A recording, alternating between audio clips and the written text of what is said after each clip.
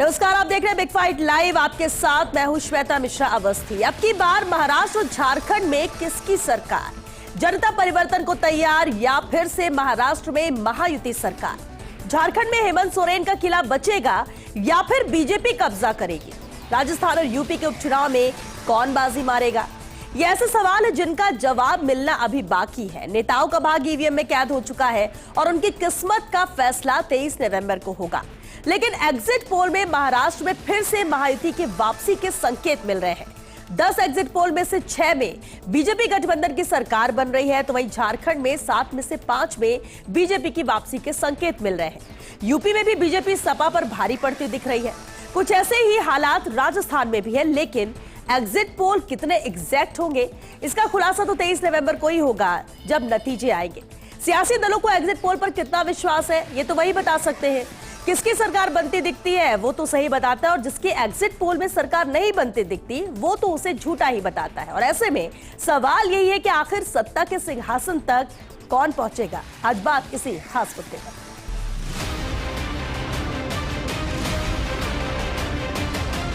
बहुमत बिल्कुल हमारे जो इंडिया गठबंधन को दिया है, जेएमएम और कांग्रेस, राजद और वाम दलों की सरकार बनने वाली है।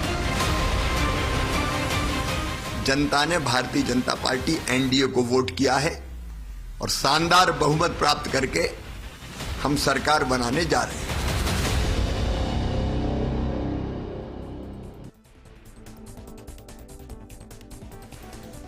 और चलिए, खास मुद्दा चर्चा के लिए खास मेहमान हमारे साथ जुड़ चुके हैं। सबसे पहले उनसे रूबरू करा देते हैं आपको। हमारे साथ चर्चा में शामिल है राखी राठौर जी, बीजेपी प्रवक्ता है। बहुत स्वागत है राखी जी आपका।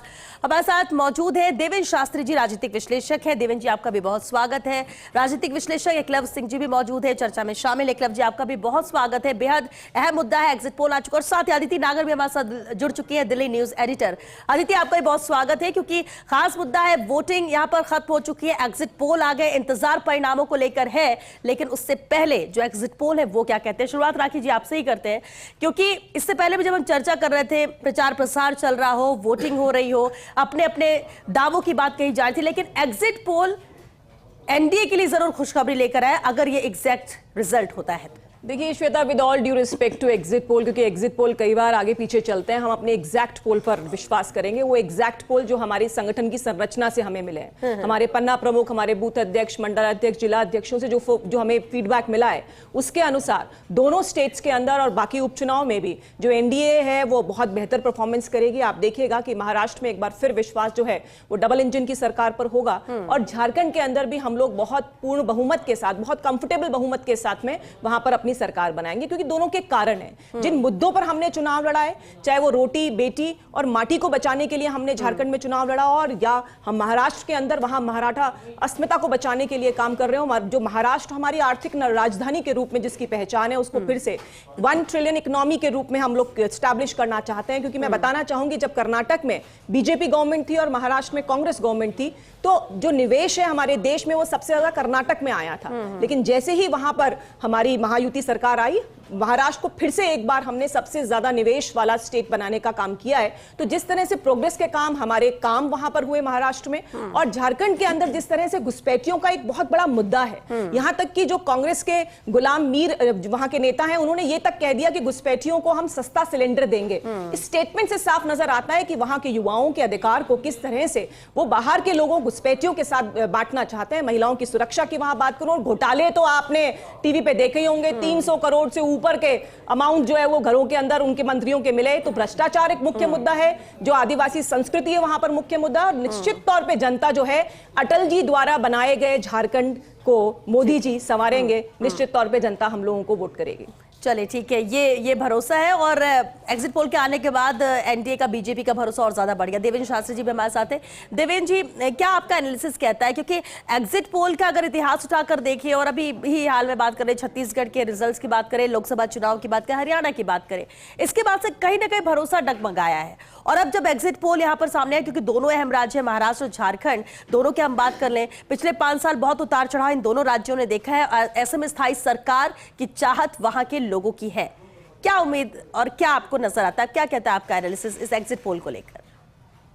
देखिए श्वेता जी, जो सर्वे करने वाली एजेंसीज हैं पिछले लंबे समय से हम लोग देखते आ रहे हैं, हरियाणा का चुनाव तो ताज़ा है, उससे पहले लोकसभा के चुनाव में भी हमने देखा कि ये एग्जिट पोल के जो सर्वे कर रहे हैं इनकी कोई क्रेडिबिलिटी बाकी बची हुई नहीं है।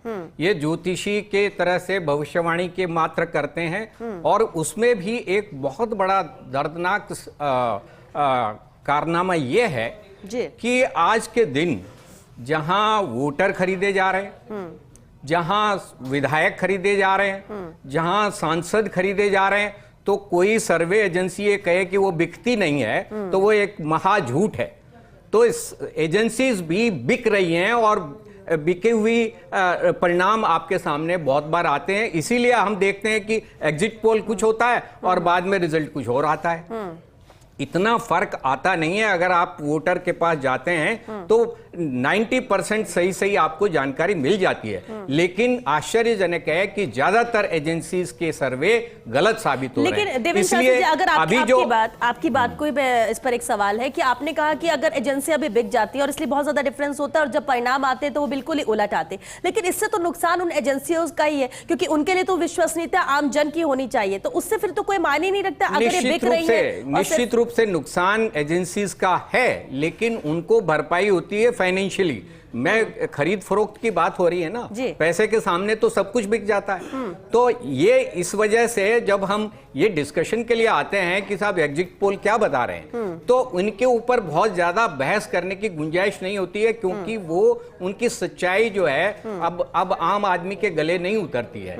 इसीलिए क्या है कि वोटर कुछ सोच रहा होता है, रिजल्ट कुछ हो रहा होता है और एग्जिट पोल कुछ और बता रहा होता है। लेकिन अभी जो ताजा हालात हैं उसमें महाराष्ट्र और झारखंड में चुनाव हुए हैं। महाराष्ट्र में हमने इतिहास देखा है, अभी ये जो 2019 के चुनाव के बाद में 2-2, 3-3 मुख्यमंत्री बदल गए और एनसीपी के 2 टुकड़े हो गए, शिवसेना के 2 टुकड़े हो गए। जिस तरह की राजनीतिक अनस्टेबिलिटी रही है उसमें अगर भारतीय जनता पार्टी या कांग्रेस या शिवसेना ये दावा करे कि उन्होंने बहुत काम किया और उनको देख करके सब वोट देने को तैयार हैं, तो वो महाझूठ है। देखिए, जनता बहुत कंफ्यूज है, जनता को समझ नहीं आ रहा है कि वो क्या करे, क्योंकि उसने जिस विश्वास के साथ वोट किया था वो विधानसभा वहां मौजूद नहीं है। चलिए, और अगर आपकी बात पर भरोसा करें तो ऐसे में तो जनता ने क्या तय करके क्या वोट कास्ट किया है उसका तो अभी अंदाजा लगाना भी फिर मुश्किल होगा कि 23 तारीख को परिणाम क्या हो सकते हैं, जिस तरह से एग्जिट पोल को लेकर भी आपने सवाल उठाए। एकलव्य जी, अब देखिए, देवेंद्र शास्त्री जी ने तो कहा कि एग्जिट पोल का भी भरोसा नहीं है, खरीद फरोख्त हर लेवल पर हर जगह हो रही है और एजेंसियां भी उसी श्रेणी में आती हैं, लेकिन एग्जिट पोल जो आया है और जिस तरह से एनडीए या महायुति की तरफ ये इशारा कर रहा है कि सरकार बनाती नजर, क्या आप उसके साथ जाएंगे और उसकी वजह क्या है? देखिए श्वेता जी, सबसे पहली बात तो यह है कि ये बात सही है कि जो रिसेंट कुछ इलेक्शंस रहे, हरियाणा का जो ताज़ा उदाहरण दिया और लोकसभा में भी, हालांकि लोकसभा में एक तरह से जो ट्रेंड दिखाया था वो गलत नहीं था, लेकिन ये बात सही है कि ये रिसेंटली जो हुआ ये मतलब उनके अनुमान ठीक नहीं रहे। हालांकि वोट शेयर्स में इन ज्यादातर एग्जिट पोलस्टर्स के जो वोट शेयर का जो अनुमान था वो ज्यादा ऑफ ट्रैक नहीं था। सीटों के मामले में जरूर इन दोनों ही बार, लेकिन देखना क्या पड़ता है कि ये कितनी बार सही भी हुए हैं। तो 2 परिणामों की वजह से एकदम उन्हें कंप्लीटली इस साइंस को ही डिसमिस कर देना, मैं समझता हूं कि ये जल्दी होगी। दूसरी बात, और ऑब्वियस है, कंफ्यूजन तो होगा ही। जब वोटर्स में कंफ्यूजन है तो उनमें क्यों ना कंफ्यूजन होगा। पिछले विधानसभा में महाराष्ट्र में बेसिकली 4 पार्टियां जो हैं प्रमुख तौर पे एक तरह से इलेक्शन लड़ा करती थी। इस बार 6 पार्टियां वहां पे इलेक्शंस लड़ रही हैं। तो जब वोटर्स में ही कंफ्यूजन है तो एग्जिट पोलस्टर्स को भी थोड़ी डिफिकल्टी तो आएगी। परंतु अगर हम एग्जिट पोल से अलावा जो प्रमुख बिंदुओं पे जो मैं बात करना चाहूंगा इन चुनावों को लेके, वो एक तो है देवेंद्र फडणवीस।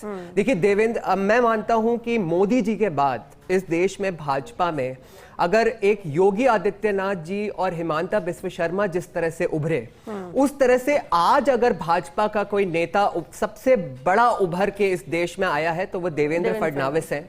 उसका कारण ये है कि एक तो उन्होंने जिस तरह से कैंपेन किया है, और उससे भी बड़ी बात कि राजनीति में लोग व्यक्तिगत त्याग और एक तरह से त्याग नहीं करते पद और प्रतिष्ठा का। देवेंद्र फडणवीस ने जब ये सरकार का गठन हुआ तो उन्होंने एक तरह से बैक सीट ली, उप मुख्यमंत्री बन के 2.5 साल तक काम करा, और कभी भी अजीत पवार या शिंदे साहब को एक तरह से कोई कंप्लेन करने का मौका नहीं दिया, अवसर नहीं दिया।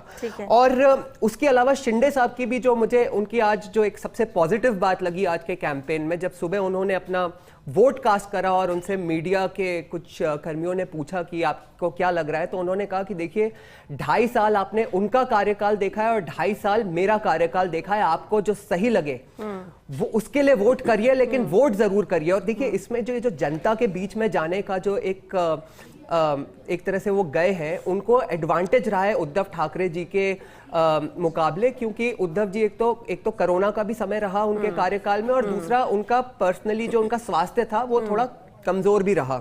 इसके अलावा एक बात और कहना चाहूंगा कि लोकसभा और राज्यसभा का जो चुनाव रहा उसमें एक जो फंडामेंटल डिफरेंस था वो ये था कि लगभग करीब 12-13 ऐसी लोकसभा सीटें थी जहां पे 1-2 विधानसभा सीटों की वजह से ही, जिसको कि वोट जिहाद की टर्मिनोलॉजी दी जाती है, उसकी वजह से वो पूरी लोकसभा सीट हार गए। इस बार बीजेपी के पास वो अपॉर्चुनिटी है कि वो उन सारी विधानसभा सीटों पे जिसपे कि वो स्ट्रांग थे उनको कन्वर्ट करेंगे विनिंग पोजीशंस में। और last but not the least जो एक बहुत बड़ा डिफरेंस रहा वो था कि इस बार बीजेपी अब की बार 400 पार के नारे के साथ नहीं गई, और आरएसएस से उन्होंने जो समन्वय बैठाया इस बार, और समन्वय बैठाकर भी आप देखिए कि नागपुर जो है आरएसएस का गढ़ है, तो आरएसएस की जो मतलब बीजेपी की मैं समझता हूं कि जो बूथ लेवल वर्कफोर्स है वो आरएसएस ही उसे एक तरह से मतलब उसका मेजर पार्ट कॉन्स्टिट्यूट करती है, तो उन्होंने उसको बहुत ही अच्छे तरह से इस बार चलाया। यानी एग्जिट पोल के साथ आपको लगता है कि हाँ ये जो आंकड़े आ रहे हैं इसी के इर्द गिर्द ही मैं समझता हूं कि महायुति को डेफिनेटली एडवांटेज है।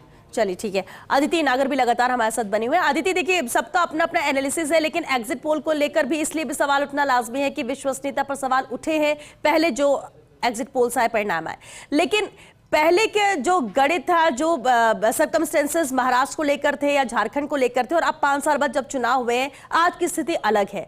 ऐसे में क्या नजर आता है, क्योंकि ग्राउंड पर भी आपकी मौजूदगी थी, लोगों से बातचीत भी की होगी, वोटर्स भी कंफ्यूज थे, बार बार ये बातें आती हैं, तो क्या वाकई में मुद्दे, कैंडिडेट, पार्टी, इन सब से इतर वोटर ने अपना कुछ अलग तय कर रखा था, और इसीलिए यहां पर सवाल उठ रहा है कि एग्जिट पोल जो कह रहा है उससे इतर भी कुछ और हो सकता है, भरोसा नहीं कर सकते इस पर?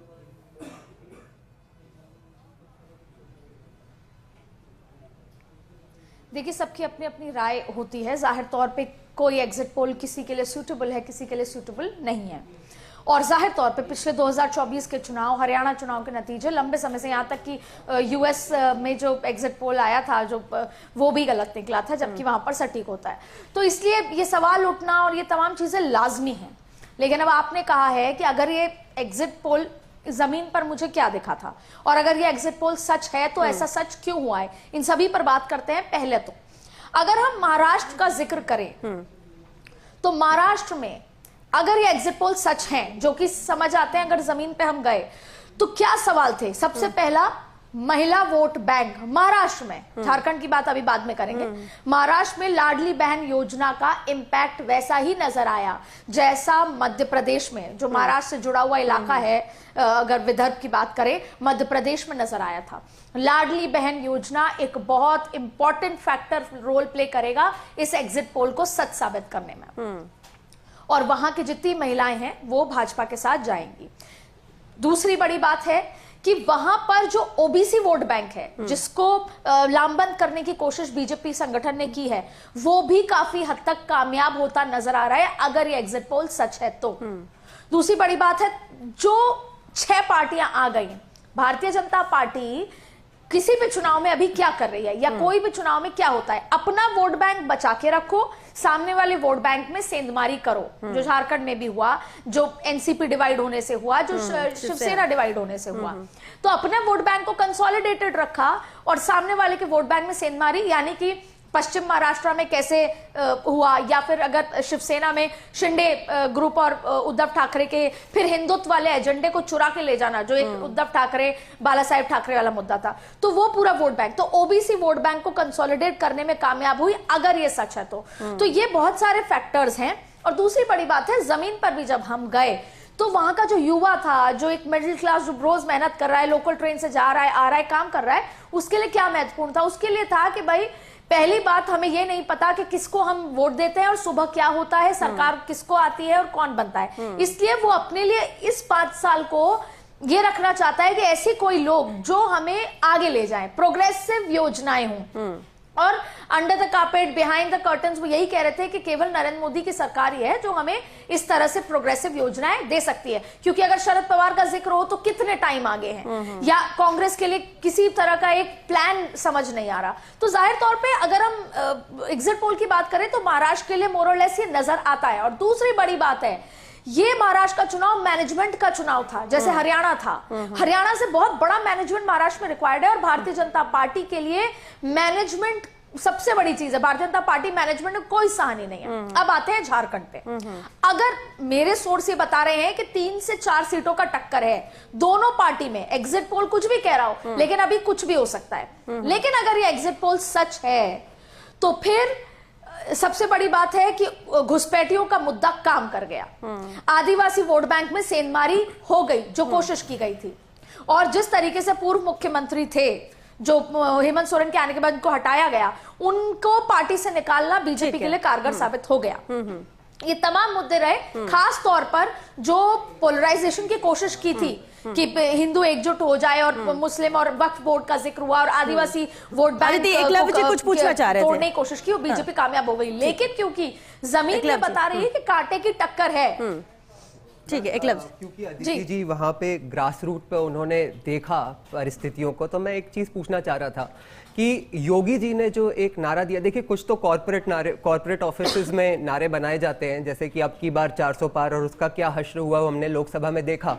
परंतु जो बटोगे तो कटोगे, एक तरह से, हालांकि यूपी के कॉन्टेक्स्ट में वो दिया गया था, एक कन्विक्शन के साथ एक नारा दिया गया, और बाद में उसको बीजेपी के दूसरे बड़े लीडर्स, यहाँ तक कि पीएम ने भी एक तरह से उसका एक सोफिस्टिकेटेड वर्जन को यूज किया कि एक रहोगे तो सेफ रहोगे। तो आपको लगता है महाराष्ट्र के इलेक्शंस में भी इसका इम्पैक्ट हुआ वहां पे, आप बता पाएंगे?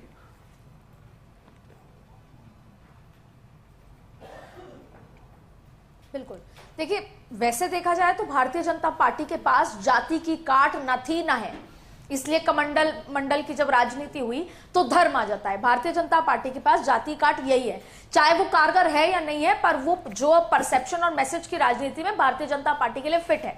अब सबसे बड़ी बात है कि कई जगहों पर ये बहुत कारगर साबित हो जाता है। मैं जमीन पर गई, महाराष्ट्र में इस तरह की जो युवा हैं, पढ़े लिखे हैं, मल्टीनेशनल कंपनीज में जाते हैं, उनको इन नारों से मतलब नहीं है, लेकिन फिर भी कई जगह जमीन पर रात को जब 10 बजे बाद बैठकें होती हैं, ऐसे जगह जहां इन्फ्लुएंस होता है, वहां ये बोला जाता है कि 12% मुस्लिम समुदाय है देश में, 25%। ठीक है अदिति, क्योंकि वक्त भी खत्म हो रहा है, एक बार मुझे सबका रिएक्शन लेना है। अदिति, यानी ये माने कि इस नारे का भी असर हुआ महाराष्ट्र में, असर हुआ? अदिति, देखिए भारतीय जनता पार्टी के लिए इन चुनाव में इसका असर हुआ, चाहे महाराष्ट्र हो चाहे झारखंड हो, अगर ये एग्जिट पोल सच है तो। ठीक है, देवेंद्र शास्त्री जी, सच है तो देवेंद्र शास्त्री जी। अदिति जी, मैं आपसे एक सवाल करना चाह रहा हूं, क्योंकि आपने ग्राउंड रिपोर्टिंग की है, देखा है, सारा एनालाइज किया है, आपने पूरे जो एग्जिट पोल के जो रिजल्ट्स दिखाए जा रहे हैं वो सही हैं, तो इस कंडीशन के साथ में अपना ऑब्जर्वेशन दिया। मैं ये पूछना चाह रहा हूं कि जो एग्जिट पोल दिखाया जा रहा है, आप कॉन्फिडेंट हैं कि वही आने वाला है? क्योंकि आप कंडीशनल पोजीशन बता रही हैं कि ऐसा अगर ये सही है तो गलत है, तो सही नहीं होगा। तो आप एग्जैक्ट बताइए कि आपका अपना पर्सनल क्या है?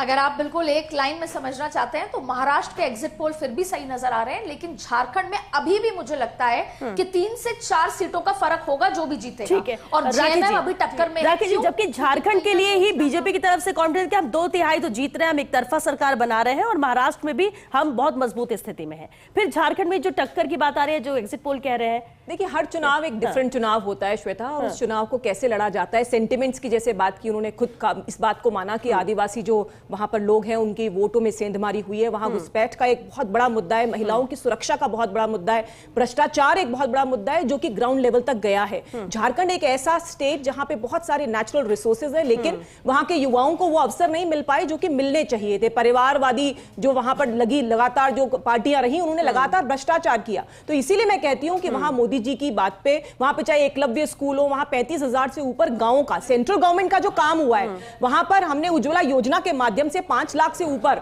गैस कनेक्शंस दिए हैं, 3500 से ऊपर गांवों का डेवलपमेंट किया है। आदिवासी दिवस जैसे बिरसा मुंडा यही आधार है जो हम लोग बनाते हैं दावे को लेकर, सरकार बनाने को लेकर झारखंड में यही आधार है जो विकास किया गया। बिल्कुल, सबका साथ सबका विकास है, ना हम बंटने देंगे ना हम कटने देंगे, क्योंकि हम धर्म और जाति के नाम पर ना हम चाहते हैं हमारा देश बटे, इसलिए सबका साथ सबका विकास के साथ काम करते हैं। और देखिए कांग्रेस पार्टी का तो पास्ट रिकॉर्ड देख लीजिए, उन्होंने जो वादे हिमाचल में किए, कर्नाटक में किए, वो पूरे नहीं किए। आप खड़गे साहब खुद ही कह रहे हैं जितनी चादर है उतनी फैलाओ, घोषणा पत्र अनाउंस करने से पहले कुछ कहना चाह रही है अदिति, क्योंकि वक्त भी खत्म हो रहा है। अदिति, मैं बिल्कुल आखिरी लाइन बस ये बोलना चाह रही हूं। अभी राखी जी इतना बोल रही हैं, मैं सही मायने में, मुझसे पूछा गया कि मैं जमीन पर क्या देख कर आई।